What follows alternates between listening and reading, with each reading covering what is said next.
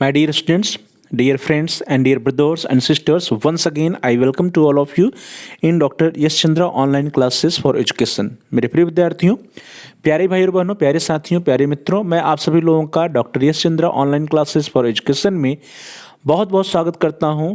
आपका हार्दिक स्वागत है, हार्दिक अभिनंदन है। डियर स्टूडेंट्स, इस वीडियो में we will discuss about the comparison between वैदिक एंड बुद्धिस्टिक पीरियड और बुद्धिस्टिक एरा एजुकेशन सिस्टम, अर्थात वैदिक कालीन तथा बौद्ध कालीन शिक्षा प्रणाली में की तुलना करेंगे, कंपैरिजन करेंगे। हम लोग देखेंगे वैदिक शिक्षा प्रणाली और बौद्ध शिक्षा प्रणाली में क्या क्या समानताएं हैं और क्या क्या असमानताएं हैं। What are the similarities and dissimilarities between वैदिक and buddhistic education system. Dear students, इस वीडियो के पार्ट फर्स्ट में हम सभी लोगों ने वैदिक शिक्षा प्रणाली और बौद्ध शिक्षा प्रणाली के संबंध में जो सिमिलरिटीज थी, जो समानताएं थी, उसके बारे में चर्चा किया था। और इस वीडियो में we will discuss about the dissimilarities between वैदिक एंड बुद्धिस्ट एजुकेशन सिस्टम, अर्थात बौद्ध शिक्षा प्रणाली और वैदिक शिक्षा प्रणाली में क्या क्या असमानताएं हैं, डिसिमिलरिटीज हैं, उसकी चर्चा हम सभी लोग इस वीडियो में करेंगे।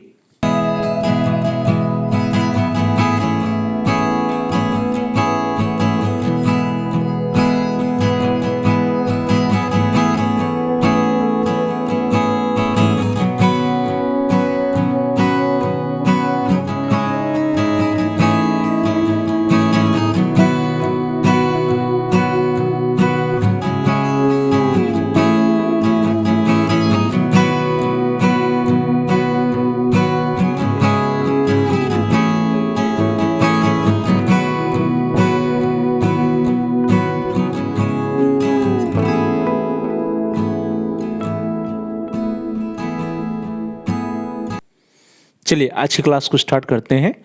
इन this class, in this video we will discuss about the comparison between वैदिक एंड बुद्धिस्ट एजुकेशन सिस्टम, या वैदिक कालीन तथा बौद्ध कालीन शिक्षा प्रणाली की तुलना करेंगे। और इसमें हम सभी लोग इस वीडियो में चर्चा करेंगे डिसिमिलरिटीज बिटवीन वैदिक एंड बुद्धिस्ट एजुकेशन सिस्टम, वैदिक शिक्षा प्रणाली और बौद्ध शिक्षा प्रणाली में क्या असमानताएं हैं। इसके पूर्व में हम सभी लोगों ने पिछले क्लास में, पिछले वीडियोज में वैदिक शिक्षा प्रणाली और बौद्ध शिक्षा प्रणाली में क्या क्या समानताएं थी उसकी चर्चा हम कर चुके हैं। तो आज हम सभी लोग असमानता या डिसिमिलरिटीज की चर्चा करेंगे इस वीडियो में, इस क्लास में। डियर स्टूडेंट्स, हम सभी को पता है कि वैदिक शिक्षा प्रणाली के उपरांत बौद्ध शिक्षा प्रणाली आती है। बौद्ध शिक्षा प्रणाली का उदय होता है, बौद्ध धर्म का उदय होता है। और जो बौद्ध शिक्षा प्रणाली का उदय होता है, उसका उदय होता है वैदिक शिक्षा प्रणाली की कमियों की वजह से। वैदिक शिक्षा प्रणाली में जो कमियां आ गई थी, जो दोष आ गए थे, उन्हीं दोषों को दूर करने के उद्देश्य से बौद्ध शिक्षा प्रणाली का उदय होता है। तो इस तरह से बौद्ध धर्म का जो उदय है वो वैदिक धर्म के विरुद्ध प्रतिक्रिया के फलस्वरूप हुआ था। ध्यान दीजिए, वैदिक धर्म के विरुद्ध रिएक्शंस या प्रतिक्रिया के फलस्वरूप हुआ था। और चूंकि रिएक्शंस था, प्रतिक्रिया था वैदिक धर्म के विरुद्ध, इसीलिए बौद्ध धर्म और वैदिक धर्म, इन दोनों धर्मों की जो शिक्षा प्रणालियां हैं उसमें अंतर होना स्वाभाविक है। अतः वैदिक काल और बौद्ध काल की शिक्षा में असमानताओं का होना स्वाभाविक है। और वे कौन कौन सी प्रमुख असमानताएं हैं, कौन कौन से प्रमुख डिसिमिलरिटीज हैं, इसी की चर्चा हम सभी लोग इस क्लास में, इस वीडियो में करेंगे। द फर्स्ट डिसिमिलरिटी इज, जो पहली असमानता है, पहली डिसिमिलरिटी है, वो आपकी स्क्रीन पर आ रही है dear students. The first dissimilarity is वैदिक कालीन शिक्षा पद्धति की रुचि स्वर्ग एवं मोक्ष की प्राप्ति में थी। ब्राह्मण मत धर्म, अर्थ, काम एवं मोक्ष सभी को महत्व देता था। ध्यान दीजिए, जब हम लोग वैदिक कालीन शिक्षा प्रणाली की बात करते हैं तो वैदिक कालीन शिक्षा प्रणाली में मोक्ष की प्राप्ति, आत्म साक्षात्कार या स्वर्ग की प्राप्ति, इनको बल दिया गया था। स्वर्ग की प्राप्ति कैसे हो जाए, ईश्वर से कैसे हमारा आत्म साक्षात्कार हो जाए, हमको मोक्ष की प्राप्ति कैसे हो जाए, इस पर बल दिया जाता था वैदिक कालीन शिक्षा प्रणाली में। वैदिक कालीन शिक्षा प्रणाली में 4 पुरुषार्थ माने गए थे, जिसको हम धर्म, अर्थ, काम और मोक्ष कहते हैं। और इन धर्म, अर्थ, काम और मोक्ष की प्राप्ति को जो है वैदिक कालीन शिक्षा में महत्व दिया गया था। जबकि इसके विपरीत यदि हम लोग बौद्ध कालीन शिक्षा प्रणाली की बात करते हैं तो बौद्ध कालीन शिक्षा पद्धति में जो रुचि थी वो था बौद्ध धर्म का प्रचार प्रसार करना और निर्वाण की प्राप्ति करना। तो ध्यान दीजिए यहाँ पे वैदिक कालीन शिक्षा प्रणाली में मोक्ष पर बल था। मोक्ष वो भी जो ईश्वर है उस ईश्वर से आत्म साक्षात्कार या स्वर्ग में रुचि थी। यहाँ पे जो इंटरेस्ट था वो धर्म, अर्थ, काम और मोक्ष सभी को महत्व दिया जाता था। जबकि बौद्ध कालीन शिक्षा प्रणाली में बौद्ध धर्म का प्रचार प्रसार करना और निवृत्ति या निर्वाण की प्राप्ति ही प्रमुख लक्ष्य हुआ करती थी। तो इस तरह से हम यहाँ देख सकते हैं कि यह एक असमानता है, एक डिसिमिलरिटीज है वैदिक कालीन शिक्षा और बौद्ध कालीन शिक्षा प्रणाली में। अगली जो असमानता है वो आपकी स्क्रीन पर है। Next similarity dissimilarity number 2। अगली जो असमानता वो कह रहा है कि वैदिक कालीन शिक्षा पद्धति सांसारिक जीवन पर बल देती थी। ब्राह्मण शिक्षा प्रणाली ने सांसारिक विषयों पर बौद्ध शिक्षा प्रणाली से अधिक बल दिया है। ध्यान दीजिए कि जो हमारा वैदिक पीरियड एजुकेशन सिस्टम था या वैदिक एजुकेशन सिस्टम था, इसमें सांसारिक जीवन पर भी बल दिया जाता था। जब हम बौद्ध कालीन शिक्षा प्रणाली या बुद्धिस्ट एजुकेशन सिस्टम से कल्पना करेंगे, उससे तुलना करते हैं, कंपैरिजन करते हैं, तो हम देखते हैं कि ब्राह्मण शिक्षा या वैदिक कालीन शिक्षा प्रणाली में जो सांसारिक विषय होते थे उन सांसारिक विषयों पर बौद्ध शिक्षा प्रणाली की तुलना में अधिक बल दिया गया था। जबकि बौद्ध कालीन शिक्षा प्रणाली की आप बात करेंगे तो यहाँ पर निवृत्ति या निर्वाण या लोभ मोह जो लालसा है, उस लालसा लोभ मोह से निवृत्त होने की बात की जाती थी। उस संसार को त्याग देने के उद्देश्य पर जो है बौद्ध कालीन शिक्षा का बल था। बौद्ध कालीन शिक्षा पद्धति में संसार को त्याग देने या संसार त्याग के उद्देश्य पर बल दिया जाता था। जबकि इसी की तुलना में जो वैदिक कालीन शिक्षा प्रणाली थी उसमें सांसारिक विषयों पर या सांसारिक जीवन पर भी बल दिया जाता था। तो इस तरह से सांसारिक विषयों और सांसारिक जीवन पर वैदिक कालीन शिक्षा प्रणाली में बौद्ध कालीन शिक्षा प्रणाली की तुलना में अधिक बल दिया जाता था। द नेक्स्ट डिसिमिलरिटी इज वैदिक कालीन शिक्षा पद्धति में वर्णाश्रम व्यवस्था को बहुत ही अधिक महत्व दिया जाता था। अर्थात जो वर्णाश्रम व्यवस्था थी, जो वर्ण की व्यवस्था थी, उस वर्णाश्रम व्यवस्था को वैदिक कालीन शिक्षा पद्धति में या वैदिक कालीन शिक्षा प्रणाली में महत्व दिया जाता था। जबकि उसी की तुलना में, उसकी कंपैरिजन में हम बौद्ध कालीन शिक्षा पद्धति की बात करेंगे तो बौद्ध कालीन शिक्षा पद्धति में कोई भी वर्ण या कोई भी जात की बात नहीं होती थी। अर्थात बौद्ध कालीन शिक्षा पद्धति में जात या वर्ण का कोई भी महत्व नहीं होता था। अर्थात आप चाहे जिस जात के हों, चाहे जिस वर्ण के हों, आप शिक्षा ग्रहण कर सकते थे, जबकि वैदिक कालीन शिक्षा प्रणाली में ऐसा नहीं था। अगली जो असमानता है, अगली जो डिसिमिलरिटी है वो यह है कि शिक्षा प्राप्त करने का अधिकार वैदिक कालीन शिक्षा प्रणाली में केवल और केवल 3 वर्णों को हुआ करता था। ब्राह्मण को, क्षत्रिय को और वैश्य को, इन्हीं तीनों वर्ण के जो बालक होते थे वे वैदिक कालीन शिक्षा प्रणाली में शिक्षा ग्रहण कर सकते थे। एक और जो वर्ण था जिसको हम लोग शूद्र कहते थे, शूद्र वर्ण के बालकों के लिए शिक्षा के द्वार पूरी तरह से बंद थे। अर्थात शूद्र वर्ण के जो बालक थे, शूद्र वर्ण के जो लोग थे, उनके लिए शिक्षा की कोई भी व्यवस्था नहीं थी। उनके लिए शिक्षा के द्वार पूरी तरह से बंद कर दिए गए थे वैदिक कालीन शिक्षा प्रणाली में। और यह वैदिक कालीन शिक्षा प्रणाली की एक बहुत बड़ी कमी भी मानी जाती है। और इसी के रिएक्शंस में जब बौद्ध कालीन शिक्षा प्रणाली आता है तो वहां पर शिक्षा प्राप्त करने का अधिकार सभी को हो जाता है। अर्थात शिक्षा प्राप्त करने का अधिकार सभी वर्णों, सभी धर्मों, सभी वर्गों, सभी जातियों के बालकों का था। अर्थात शिक्षा प्राप्त करने के द्वार सभी के लिए खुले हुए थे। यह बहुत ही बड़ा अंतर है वैदिक कालीन शिक्षा प्रणाली और बौद्ध कालीन शिक्षा प्रणाली में। वैदिक कालीन शिक्षा प्रणाली में वर्ण आधारित शिक्षा थी। केवल और केवल ब्राह्मण, क्षत्रिय और वैश्य वर्ण के बालक शिक्षा प्राप्त कर सकते थे।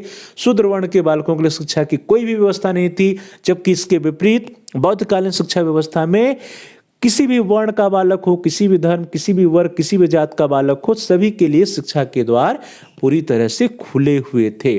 चलिए आगे बढ़ते हैं। द नेक्स्ट डिसिमिलरिटी इज अगला जो अंतर है वह यह है कि वैदिक शिक्षा प्रणाली में शिक्षा पर गुरुओं का नियंत्रण था। अर्थात ब्राह्मणी शिक्षा में सर्वोपरि जो महत्व होता था वह गुरु का होता था। आपको पता है कि वैदिक कालीन शिक्षा प्रणाली में जो शिक्षा दी जाती थी वो गुरुकुल में दी जाती थी, और गुरुकुल में जो नियंत्रण होता था पूरी तरह से गुरु का नियंत्रण होता था, टीचर का नियंत्रण होता था। जबकि इसके विपरीत हम बौद्ध कालीन शिक्षा पद्धति की बात करें तो बौद्ध कालीन शिक्षा प्रणाली में बौद्ध संघों का नियंत्रण होता था। अर्थात बौद्ध संघ ही प्रमुख होते थे। बौद्ध संघ का सर्वोपरि महत्व होता था बौद्धकालीन शिक्षा प्रणाली में। बौद्ध शिक्षा में सर्वोपरि जो महत्व है वो बौद्ध संघ का है और बौद्ध संघ के नियंत्रण में ही बौद्धिक या बौद्धकालीन शिक्षा प्रणाली चलती थी। पूरी की पूरी बौद्ध शिक्षा प्रणाली जो है वो बौद्ध संघों के नियंत्रण में चलती थी, हुआ करती थी या नियंत्रित होती थी। अगले जो डिसिमिलरिटीज है dear students, that is dissimilarity number 6। गुरु की निंदा करना या सुनना दोनों ही अनुचित माना जाता था वैदिक कालीन शिक्षा प्रणाली में। अर्थात गुरु का बहुत ही अधिक सम्मान था वैदिक कालीन शिक्षा प्रणाली में। गुरु को ईश्वर तुल्य माना जाता था। ईश्वर तुल्य अपने पिता के समान जो है गुरु को माना जाता था वैदिक कालीन शिक्षा प्रणाली में।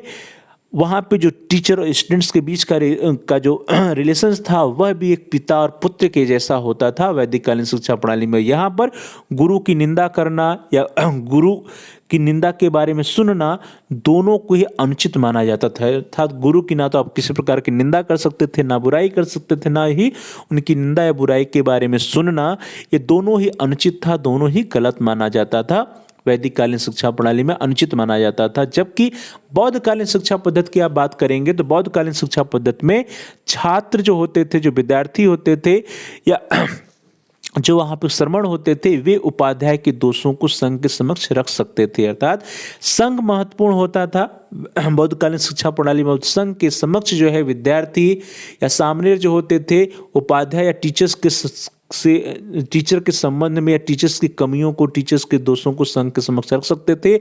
और यदि संघ चाहता या संघ की आज्ञा होती तो संघ की आज्ञा से टीचर को या उपाध्याय को प्रायश्चित भी करना होता था। तो यह प्रमुख अंतर है वैदिक कालीन शिक्षा प्रणाली और बौद्धकालीन शिक्षा प्रणाली में। चाहे वैदिक कालीन शिक्षा प्रणाली में गुरु का नियंत्रण होता था, गुरु की किसी प्रकार की कोई निंदा करना या गुरु के बारे में कुछ बोलना, कुछ सुनना वो अनुचित माना जाता था। जबकि बौद्धकालीन शिक्षा प्रणाली में छात्र जो होते थे वे गुरु की शिकायत संघ के समक्ष रख सकते थे। अर्थात गुरु की निंदा वे कर सकते थे और संघ की आज्ञा होने पर संघ को ऐसा लगता था कि गुरु के द्वारा कोई गलती की गई है या गुरु के द्वारा कोई दोष किया गया है तो संघ की आज्ञा पर उपाध्याय को या टीचर को प्रायश्चित भी करना होता था। अगली जो डिसिमिलरिटी है दैट इज डिसिमिलरिटी नंबर 7। वैदिक शिक्षा प्रणाली में गुरु का स्थान सर्वथा शिष्य से ऊपर रहता। ध्यान दीजिए कि जो टीचर होते थे या गुरु होते थे उनका स्थान हमेशा आजीवन जो है शिष्य से ऊपर होता था। शिष्य से सुपीरियर या शिष्य से ऊपर ही गुरु का स्थान होता था, स्टेटस होता था। भले ही विद्यार्थी की शिक्षा पूरी क्यों न हो जाए, विद्यार्थी विद्वान क्यों न हो जाए, विद्यार्थी खुद में ही एक गुरु क्यों न हो जाए, लेकिन उस विद्यार्थी के जो गुरु होते थे, जो टीचर होते थे, उसका स्थान सर्वथा शिष्य से ऊपर होता था। जबकि बौद्धकालीन शिक्षा प्रणाली में आप देखेंगे कि शिक्षा ग्रहण करने के बाद जो शिष्य होते थे वे उपाध्याय के समकक्ष माने जाते थे। अर्थात जो स्टूडेंट्स होते थे वो टीचर के इक्विवेलेंट हो जाते थे, समान हो जाते थे, समकक्ष हो जाते थे जब वे अपनी पूरी शिक्षा ग्रहण कर लेते। तो शिक्षा प्राप्त करने के उपरांत पूरी शिक्षा ग्रहण कर लेने के बाद जो शिष्य हुआ करते थे, जो स्टूडेंट्स होते थे, वे अपने टीचर के समकक्ष हो जाते थे या शिष्य उपाध्याय के समकक्ष माने जाते थे। तो ये भी एक अंतर है। अगला जो डिफरेंस है दैट इज वैदिक शिक्षा प्रणाली में चारों वेदों का अध्ययन परम आवश्यक था। ध्यान दीजिए वैदिक शिक्षा प्रणाली का नाम ही वेदों से पड़ा है वैदिक कालीन, और यहाँ पे वेदों के अध्ययन पर बहुत ही महत्व दिया जाता था। विद्यार्थी 1 वेद, 2 वेद, 3 वेद और 4 वेद का अध्ययन कर सकते थे और जो चारों वेदों का अध्ययन करता था उसको बहुत ही अधिक सम्मान मिलता था। तो इस तरह से चारों वेदों का अध्ययन करना परम आवश्यक था वैदिक कालीन शिक्षा प्रणाली में। जबकि बौद्धकालीन शिक्षा प्रणाली की बात करिए तो यहाँ पे वेदों का अध्ययन सभी के लिए आवश्यक नहीं था, इंटरेस्ट के अकॉर्डिंग था। जो वेदों का अध्ययन करना चाहते थे वे कर सकते थे, लेकिन सभी के लिए अनिवार्य नहीं था, सभी के लिए आवश्यक नहीं होता था।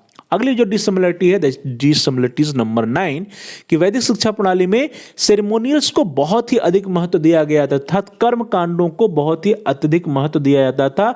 और इसी कर्म कांडों को महत्व दिए जाने के कारण जो जनमानस था वो भी जो है उसका मोह जो है वैदिक शिक्षा प्रणाली से धीरे धीरे खत्म हो जाता है। कर्मकांडों की अधिकता के कारण या कर्मकांडों को अत्यधिक महत्व देना भी बौद्धिक शिक्षा प्रणाली, बौद्धकालीन शिक्षा प्रणाली के उदय का एक कारण था। इसीलिए जो बौद्धकालीन शिक्षा प्रणाली थी, उस बौद्धकालीन शिक्षा प्रणाली में मात्र या केवल जो आवश्यक कर्मकांड होते थे, जो इसेंशियल सेरेमोनियल्स होते थे, उसी पर बल दिया जाता था। आवश्यकता से अधिक सेरेमोनियल्स या कर्मकांडों पर बल नहीं दिया जाता था। तो यह भी एक डिसिमिलरिटी है वैदिक कालीन शिक्षा प्रणाली और बौद्धकालीन शिक्षा प्रणाली। चलिए आगे बढ़ते हैं। The next dissimilarity is dissimilarity number 10। जो 10वां अंतर वो कहता है कि वैदिक शिक्षा पद्धति ईश्वर की सत्ता पर विश्वास करती थी। ध्यान दीजिए, मोक्ष पर, ईश्वर से साक्षात्कार या ईश्वर की सत्ता पर विश्वास करती थी वैदिक कालीन शिक्षा प्रणाली। जबकि बौद्ध कालीन शिक्षा प्रणाली थी वह जो लोभ है, लालच है, जो तृष्णा है, उससे जो है वो मुक्त होना चाहती थी, उससे निवृत्त होना चाहती थी, अर्थात निर्वाण पर बल देती थी। यह ईश्वर की सत्ता पर विश्वास नहीं करती थी। अर्थात यदि हम लोग देखें तो जो बौद्धकालीन शिक्षा प्रणाली वह अनिश्वरवादी थी या नास्तिक थी। यह ईश्वर की सत्ता पर विश्वास नहीं करती थी, बल्कि वो विश्वास करती थी तृष्णा से, लोभ से, लालच से, मोह से दूर होने से, सांसारिक जीवन से निवृत्त होने पर बल दिया जाता था बौद्धकालीन शिक्षा प्रणाली में। जबकि वैदिक कालीन शिक्षा प्रणाली में ईश्वर से आत्म साक्षात्कार होना, स्वर्ग की प्राप्ति होना या मोक्ष की प्राप्ति होने पर बल दिया जाता था। अगली डिसिमिलरिटी है दैट इज डिसिमिलरिटीज नंबर 11। वैदिक शिक्षा पद्धति में व्यक्तिगत व पारिवारिक जीवन पर जोर दिया जाता था। ध्यान दीजिए, जो वैदिक शिक्षा प्रणाली है, इस वैदिक शिक्षा प्रणाली में इंडिविजुअल एंड फैमिली अर्थात व्यक्तिगत और पारिवारिक शिक्षण पर जोर दिया जाता था। आपको याद भी होगा कि यहाँ पे जो पारिवारिक कुलगुरु हुआ करते थे वे घरों पर आकर के शिक्षा देते थे। जो धनाढ्य वर्ग के लोग होते थे, जो कुलीन वर्ग के लोग होते थे, उनके घरों पे आकर के कुलगुरु जो है शिक्षा देते थे। इस तरह से जो शिक्षा पद्धति वह व्यक्तिगत या पारिवारिक हुआ करती थी। गुरुकुल में भी जो प्रवेश होता था वे परिवारों में जा करके परिवार के बालकों को गुरु जो है अपने गुरुकुल में लेते थे या गुरुकुल में उनका प्रवेश करते थे। तो इस तरह से वैदिक कालीन शिक्षा प्रणाली में जो शिक्षा पद्धति वह क्या थी, व्यक्तिगत और पारिवारिक थी। व्यक्तिगत व पारिवारिक शिक्षण पर जोर दिया जाता था। इसके विपरीत बौद्धकालीन शिक्षा पद्धति सामान्यतः संस्थागत व सामूहिक शिक्षण हुआ करता था। जो बौद्धकालीन शिक्षा प्रणाली थी वह संस्थागत हो गया था, एक इंस्टीट्यूशन का रूप ले लिया था और वहाँ पे सामूहिक शिक्षण होता था, अर्थात ग्रुप में विद्यार्थियों को शिक्षा दी जाती थी, ना कि व्यक्तिगत या पारिवारिक रूप से शिक्षण पर बल दिया जाता था। इस तरह से यह भी एक अंतर है। अगला जो डिफरेंस है, डिफरेंस नंबर 12, वैदिक शिक्षा पद्धति का स्वरूप पारिवारिक या परिवार प्रधान था। ध्यान दीजिए, इसका जो स्वरूप था, नेचर था, वो क्या था, पारिवारिक या परिवार प्रधान था। शिक्षा संस्था का नाम ही गुरुगृह अथवा गुरुकुल होता था, जिसका अर्थ ही है गुरु का परिवार। अर्थात एक तो हमने आपको ये बताया कि कुलपुरोहित जो होते थे वे जो धनाढ्य वर्ग या कुलीन वर्ग के लोग होते थे, उनके घरों पर जा करके उनके बालकों को, बच्चों को शिक्षा देते थे, तो वो व्यक्तिगत हो गया। दूसरा पारिवारिक शिक्षा, जो गुरुकुल में जो शिक्षा दी जाती थी वो गुरु का जो परिवार होता था, गुरु के परिवार में ही विद्यार्थियों को शिक्षा दी जाती थी, गुरुगृह में दी जाती थी।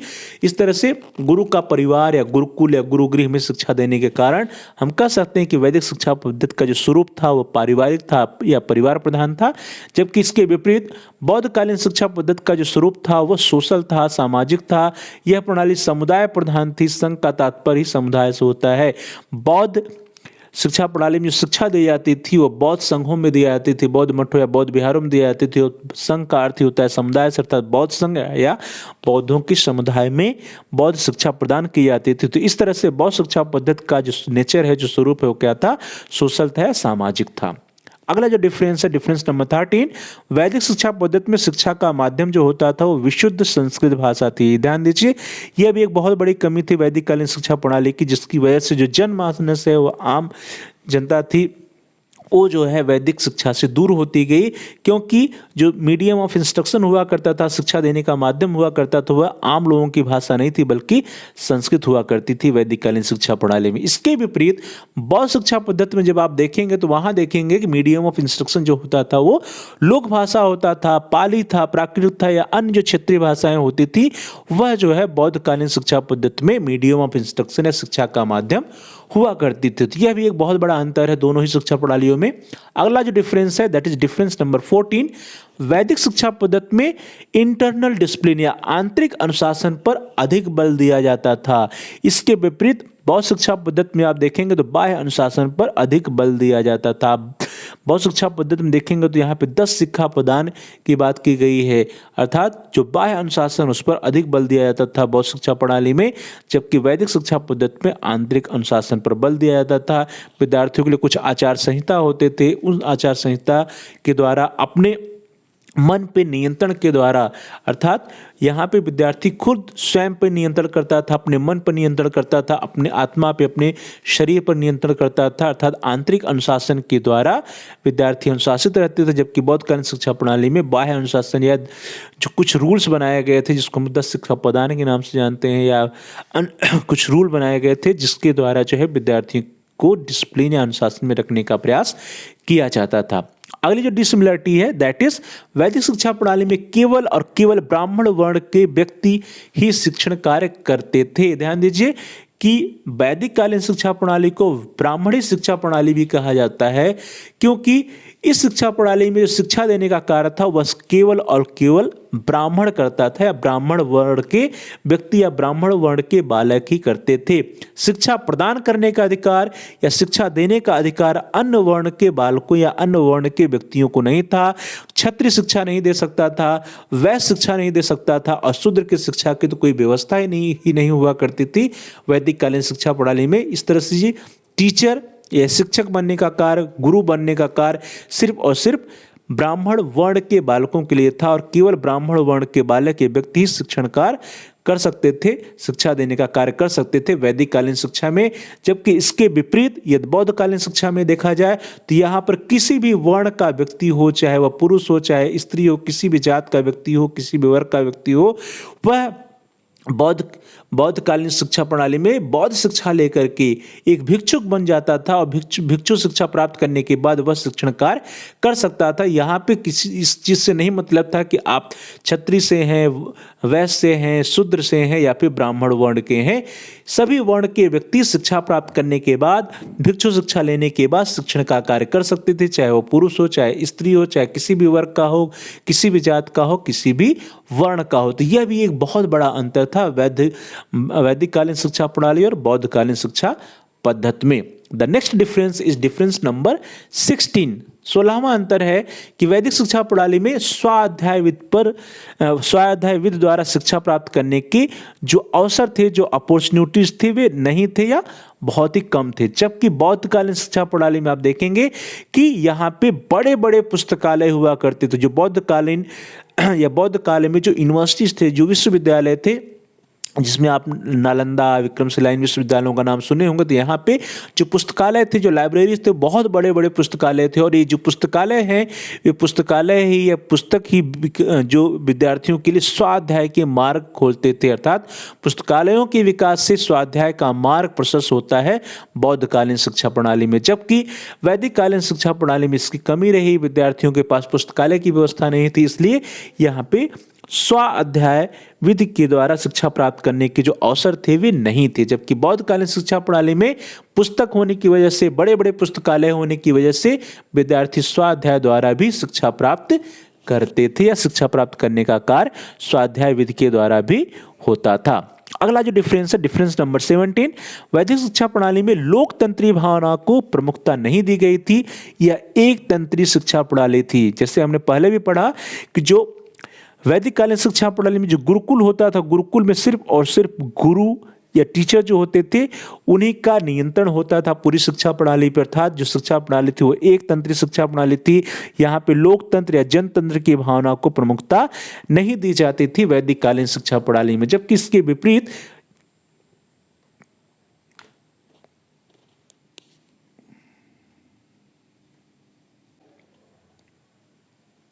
बौद्ध शिक्षा प्रणाली में जो शिक्षा की पद्धति थी वो क्या थी, डेमोक्रेटिक थी, लोकतांत्रिक पद्धति थी। लोकतांत्रिक पद्धति को मान्यता दी गई थी बौद्ध शिक्षा प्रणाली में। बौद्ध शिक्षा प्रणाली में जो शिक्षा प्रणाली थी वो क्या थी, जनतंत्री शिक्षा प्रणाली थी। तो इस तरह से बौद्ध शिक्षा प्रणाली में जनतंत्री शिक्षा प्रणाली थी, लोकतांत्रिक शिक्षा प्रणाली थी, जनमानस को महत्व दिया जाता था। यहाँ पे जो बौद्ध संघ होता था, बौद्ध संघों के माध्यम से या बौद्ध मठों, बौद्ध विहारों में जो भिक्षुक होते थे, सभी भिक्षुकों के द्वारा निर्णय लिया जाता था। जो लोकमत या आप समझते हैं कि लोकतंत्र पद्धति में क्या होता है, जिस चीज़ का बहुमत होता है, जिसका बहुमत होता है वही निर्णय लिया जाता है। तो बौद्धकालीन शिक्षा प्रणाली में बहुमत के द्वारा कोई भी निर्णय होता था। किसी भी विद्यार्थी को प्रवेश देना है या नहीं देना है, किसी भी विद्यार्थी को उपाधि प्राप्त प्रदान करनी या नहीं करनी, या फिर जो अन्य जो भी निर्णय हुआ करते थे बौद्ध शिक्षा प्रणाली में, वो लोकतांत्रिक पद्धति से होते थे, जनतंत्रिक प्रणाली से होते थे। डेमोक्रेटिक वैल्यू जो या डेमोक्रेटिक सिस्टम जो होता था वो बौद्धकालीन शिक्षा प्रणाली में था। जबकि वैदिक कालीन शिक्षा प्रणाली में लोकतंत्र की भावना को प्रमुखता नहीं दी जाती थी। यहाँ पे सिर्फ और सिर्फ गुरु का नियंत्रण होता था। पूरी शिक्षा प्रणाली में गुरु जैसा चाहता था वैसा ही करता था। तो इसलिए यह जो शिक्षा प्रणाली थी वो एक तंत्री थी, जबकि बौद्धकालीन शिक्षा प्रणाली जो थी वो डेमोक्रेटिक थी, लोकतांत्रिक या जनतंत्री शिक्षा प्रणाली थी। अगला जो डिफरेंस है dear students, that is difference number 18।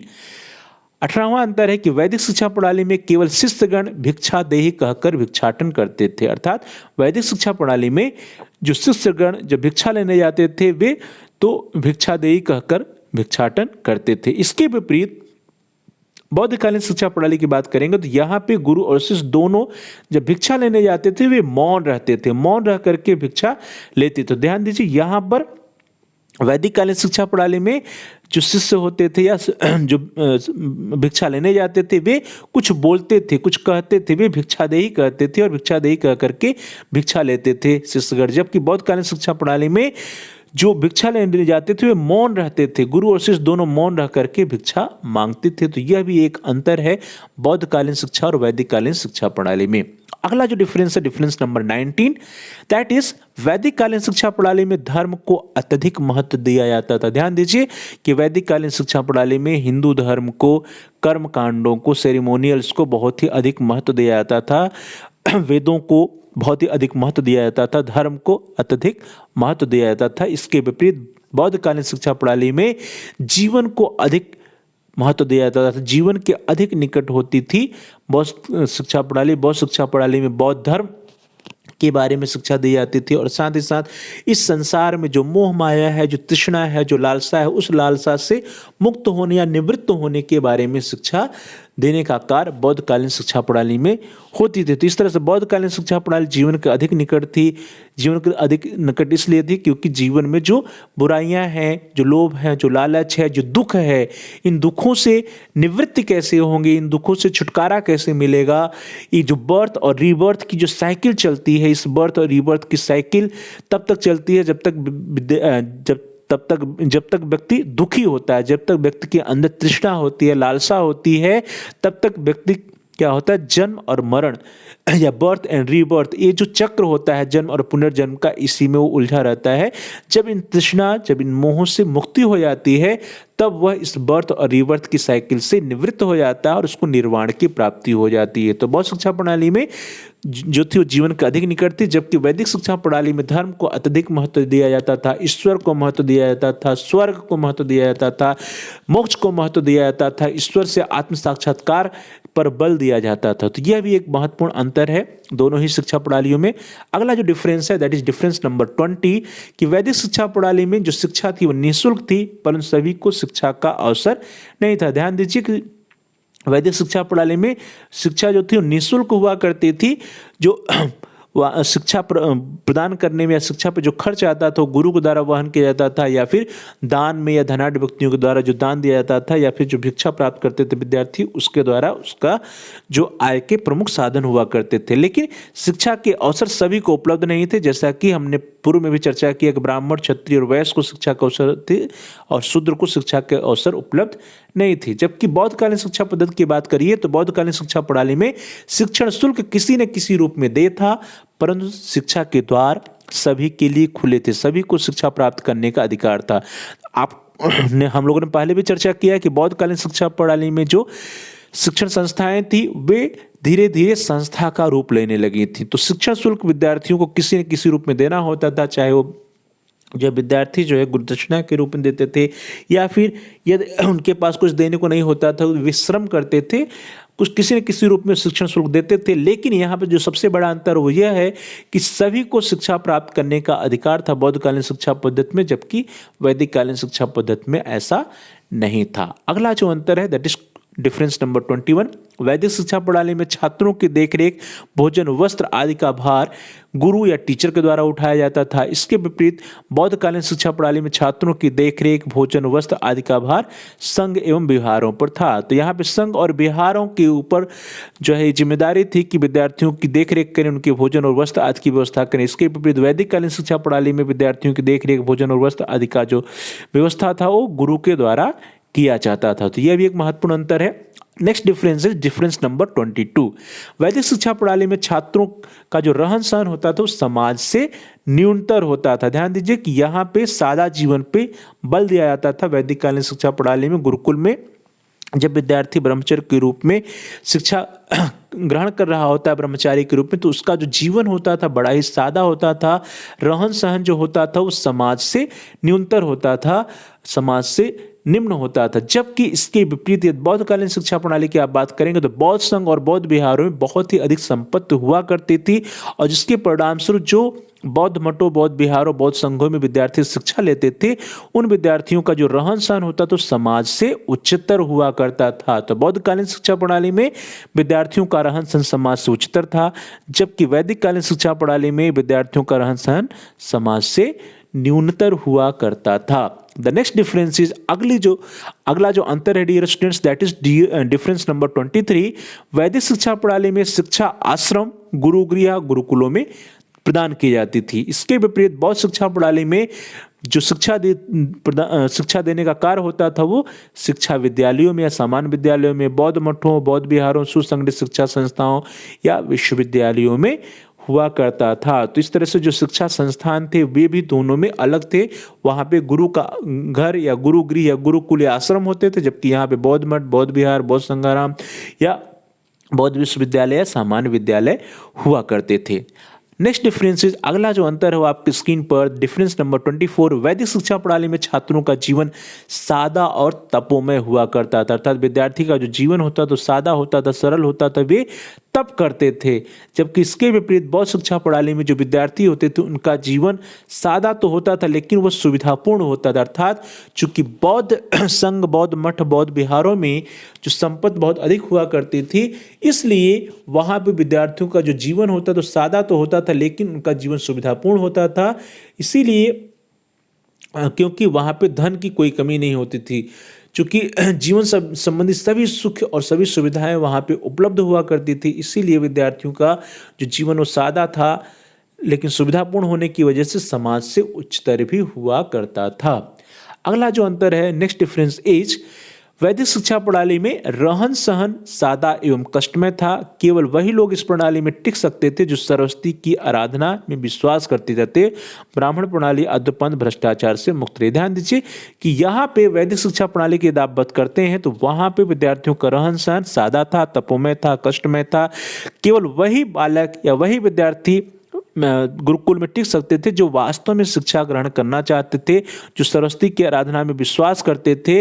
वही ब्राह्मण शिक्षा प्रणाली में या वैदिक शिक्षा प्रणाली में गुरुकुल में रह करके टिक करके शिक्षा प्राप्त कर सकते थे। इसीलिए जो इस सादा जीवन था, जो कष्टमय जीवन था, जो तपोमय जीवन था, इसी का परिणाम रहा कि जो गुरुकुल था उसमें कोई किसी प्रकार का कोई बुराई या भ्रष्टाचार नहीं है, ये भ्रष्टाचार से मुक्त रहे। जबकि इसके विपरीत बौद्धकालीन शिक्षा पद्धति में आप देखेंगे कि बौद्ध शिक्षा प्रणाली में धन धान बाहुल्य व सुखी जीवन होने के कारण बहुत से अवांछनीय तत्वों का प्रवेश हो गया। बौद्धकालीन शिक्षा प्रणाली में बौद्ध मठों, बौद्ध विहारों में जो विद्यार्थियों का जीवन था वो सुविधा युक्त होता था, वहाँ पे धन की कोई कमी नहीं होती थी, और इसी सुखी जीवन होने के कारण अवांछनीय तत्वों का प्रवेश बौद्ध मठों, बौद्ध विहारों में हुआ, और इसी का परिणाम यह रहा कि इन संस्थाओं में भ्रष्टाचार बढ़ने लगा और धीरे धीरे बौद्ध धर्म के पतन का यह प्रमुख कारण बना। तो बौद्ध धर्म के जो पतन का प्रमुख कारण रहा, बौद्धकालीन शिक्षा पद्धति के पतन का जो प्रमुख कारण रहा वह यही रहा कि बौद्ध मठों, बौद्ध विहारों में जो सुखमय जीवन या धन की बहुत ही अधिकता होने के कारण अवांछनीय तत्वों का वहाँ प्रवेश हुआ और वहाँ पे धीरे धीरे भ्रष्टाचार बढ़ने लगा। अगला जो डिफरेंस है डियर स्टूडेंट्स, डिफरेंस नंबर 26, वैदिक शिक्षा प्रणाली में समावर्तन या समापवर्तन संस्कार के बाद अधिकांशतः लोग गृहस्थ जीवन में प्रवेश करते थे। अर्थात जब विद्यार्थी का समावर्तन संस्कार होता था तो विद्यार्थी गृहस्थ जीवन में वापस लौटता था, गृहस्थ जीवन में उसका पुनः प्रवेश होता था या गृहस्थ जीवन में वो प्रवेश करता था। जबकि इसके विपरीत बौद्धकालीन शिक्षा पद्धति में उपसंपदा संस्कार होता था और उपसंपदा संस्कार के बाद जो विद्यार्थी होता थे वे आजीवन के लिए भिक्षुक हो जाते थे। भिक्षु जीवन में वे प्रवेश करते थे, आजीवन ब्रह्मचर्य व्रत का पालन करने की शपथ लेते थे। इस तरह से वैदिक कालीन शिक्षा प्रणाली में समापवर्तन संस्कार के बाद अधिकांशतः लोग या जो विद्यार्थी होते थे वे गृहस्थ जीवन में प्रवेश करते थे। इसके विपरीत बौद्धकालीन शिक्षा प्रणाली में उपसंपदा संस्कार के बाद जो विद्यार्थी होते थे वे भिक्षु जीवन में प्रवेश करते थे और आजीवन भिक्षुक या आजीवन ब्रह्मचर्य व्रत का पालन करने की शपथ लिया करते थे। नेक्स्ट डिफरेंस नंबर 27, गुरुकुलों में स्त्री एवं पुरुष के साथ साथ पढ़ने की कोई भी व्यवस्था नहीं थी। अर्थात कोई एजुकेशन की व्यवस्था गुरुकुल में नहीं हुआ करती थी, स्त्री और पुरुष साथ साथ नहीं पढ़ सकते थे। जबकि इसके विपरीत बौद्धकालीन शिक्षा पद्धति में आप देखेंगे तो बौद्धकालीन शिक्षा प्रणाली में बौद्ध संघों में पुरुष और स्त्रियां एक साथ रहते थे। अर्थात जो बौद्ध संघ हुआ करता था वहां पे पुरुष और स्त्रियां एक साथ रहते थे, उनके शिक्षा की व्यवस्था थी। लेकिन संघों में एक भ्रष्टाचार जो बढ़ा, उस भ्रष्टाचार बढ़ने का कारण भी यही था कि वहां पे पुरुष और स्त्रियां एक साथ रहते थे, उनमें व्यभिचार बढ़ा, जिसकी वजह से बौद्ध मठों बौद्ध विहारों में भ्रष्टाचार बढ़ा। अगली जो डिफरेंस है, नेक्स्ट डिफरेंस नंबर 28, वैदिक शिक्षा प्रणाली में शिक्षा की सार्वजनिक व्यवस्था नहीं थी। इसके विपरीत बौद्धकालीन शिक्षा प्रणाली में आप देखेंगे कि शिक्षा की सार्वजनिक व्यवस्था थी। अर्थात यहाँ पे सभी लोगों के लिए शिक्षा के द्वार खुले थे, हर वर्ग, हर वर्ण, हर जात का व्यक्ति जो शिक्षा प्राप्त कर सकता था। जबकि यहाँ पे हर वर्ण या प्रत्येक वर्ण के बालक शिक्षा प्राप्त नहीं कर सकते थे।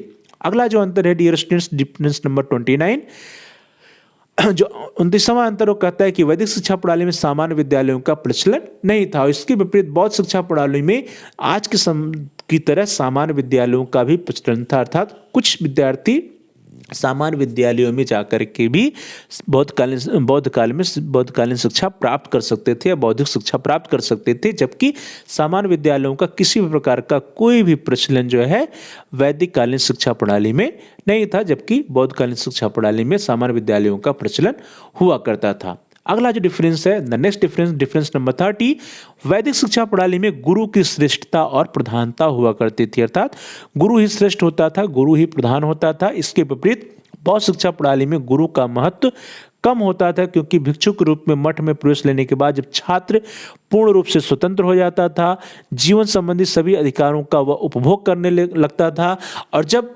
उसका एजुकेशन या उसकी शिक्षा पूर्ण हो जाती तो उसको जो है गुरु के समान भी माना जाता था। तो इस तरह से ये बहुत बड़ा अंतर है कि वैदिक शिक्षा प्रणाली में गुरु ही श्रेष्ठ होता था, वो आजीवन श्रेष्ठ होता था, वो आजीवन जो है गुरुकुल का प्रधान होता था, गुरुकुल की प्रधानता होती थी गुरु की, और गुरु ही आजीवन श्रेष्ठ रहता था, गुरु की श्रेष्ठता आजीवन रहती थी। इसके विपरीत बौद्ध शिक्षा प्रणाली में जब विद्यार्थी भिक्षुक के रूप में बौद्ध मठों विहारों में प्रवेश कर लेता था तो वह पूरी तरह से स्वतंत्र हो जाता था। जितनी भी सुख सुविधाएं गुरु को मिलती थी वही सारी सुख सुविधाएं जो है विद्यार्थी को भी मिलती थी। जीवन संबंधी सभी अधिकारों की उपभोग का जो अधिकार होता था, जीवन संबंधी सभी जो अधिकार होते थे, जो सुख सुविधाएं होती थी, उसका उपभोग विद्यार्थी भी किया करते थे। शिक्षा प्राप्त करने के उपरांत विद्यार्थियों को शिक्षक के समान भी माना जाता था, उसके समकक्ष माना जाने लगता था। तो इस तरह से यहाँ पे शिक्षक का महत्व जो होता था बौद्धकालीन शिक्षा प्रणाली में वह उतना नहीं था जितना कि वैदिक कालीन शिक्षा प्रणाली में था। वैदिक कालीन शिक्षा प्रणाली में गुरुकुलों में गुरु ही श्रेष्ठ हुआ करता था। गुरु की जो संज्ञा होती थी वह, या गुरु का जो दर्जा होता था वह ईश्वर के बराबर हुआ करता था। गुरु और शिष्य में जो है एक पिता और पुत्र जैसा संबंध होता था। यह माना जाता था कि वैदिक कालीन शिक्षा प्रणाली में गुरुकुल में प्रवेश होने के बाद विद्यार्थियों का दूसरा जन्म होता था। इसीलिए जिन वर्णों का उपनयन संस्कार होता था, अर्थात ब्राह्मण, क्षत्रिय और वैश्य, उनको द्विज भी कहा जाता था। द्विज अर्थात जिसका दूसरा जन्म हो, अर्थात पहला जन्म जो शारीरिक जन्म होता है जिसे माता पिता के द्वारा दिया जाता है, दूसरा जन्म वो होता है जब विद्यार्थी का उपनयन संस्कार होता है। विद्यार्थी का उपनयन संस्कार होने के उपरांत जो गुरुकुल में गुरु होते हैं वो पिता होते हैं और गुरुकुल में जो माता होती है वो विद्यार्थी की माता होती है, या गायत्री जो होती है वह विद्यार्थी की माता होती हैं, दूसरी माता होती हैं। अर्थात विद्यार्थी का दूसरा जन्म तब होता है जब उपनयन संस्कार विद्यार्थी का होता है वैदिक कालीन शिक्षा प्रणाली में। इस तरह से हम सभी लोगों ने आज की इस क्लास में, इस वीडियो में 30 इंपॉर्टेंट डिफरेंस बिटवीन वैदिक education system and Buddhist education system, इसके बारे में चर्चा किया था। 30 महत्वपूर्ण अंतर या असमानताओं के बारे में चर्चा किया, डिसिमिलरिटीज के बारे में चर्चा किया, जो कि वैदिक कालीन शिक्षा, वैदिक शिक्षा प्रणाली और बौद्ध कालीन शिक्षा प्रणाली में देखी जाती है। आप सभी लोगों का बहुत बहुत धन्यवाद। Thanks for watching, thanks to all of you. Please like, share and comment on the video.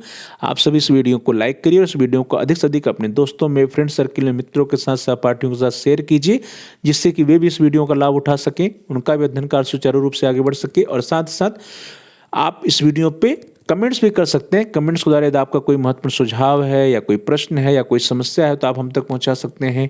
हम आपके प्रश्नों का उत्तर देने का प्रयास करेंगे, आपकी समस्याओं का समाधान करने का प्रयास करेंगे, और साथ साथ जो भी आपके बहुमूल्य सुझाव आएंगे उन सुझावों पर अनुपालन भी करने का प्रयास करेंगे। तो please like, share and comment on the video. Also subscribe the channel.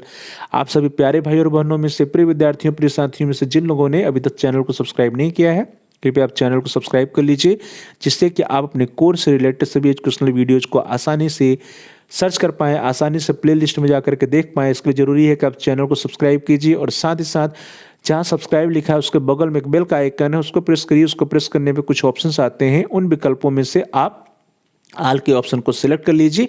इससे यह होगा कि आपके कोर्स से रिलेटेड जितने भी नए एजुकेशनल वीडियोज आएंगे उसकी सूचना, उसकी नोटिफिकेशंस आपको समय से मिल जाएगी, आपका कोई भी वीडियो मिस नहीं होगा। तो प्यारे भाई और बहनों, प्रिय विद्यार्थियों, प्रिय साथियों, please like, share and comment on the video. Also subscribe the channel and press the bell icon all. आप सभी लोगों का बहुत बहुत धन्यवाद। Thanks for watching, thanks to all of you.